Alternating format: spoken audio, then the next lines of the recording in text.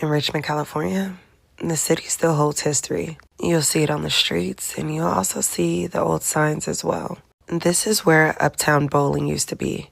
And if you look closely, you'll notice that the old sign still stands. The entrance was on 333 24th Street. If you're lucky, your grandparent told you stories about this place. But if not, I'm going to tell you some. Many locals remember this place alongside many other bowling alleys in Richmond, California that are no longer here. This is where locals went on weekends, teenagers and families to play arcade games and so much more. They swapped stories after a long shift. And many of the people from the shipyards came here after work just for a peaceful game. People of all different races gathered here. It was open to all.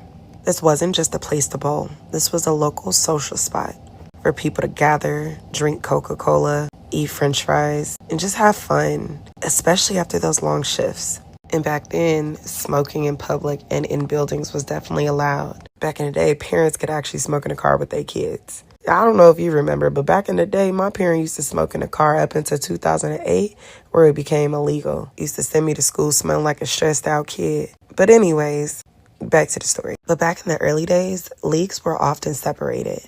It wasn't officially written down, but it was something that people understood.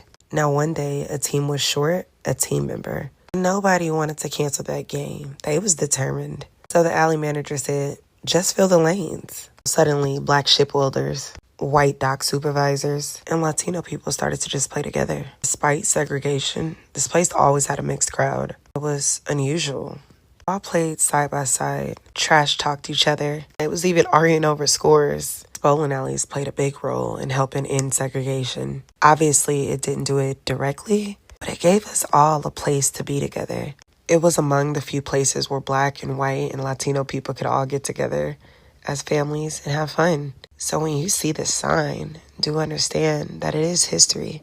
Bowling was one sport that helped override racism. Of course, the bowling alley didn't end racism directly, but it definitely had a lot to do with it.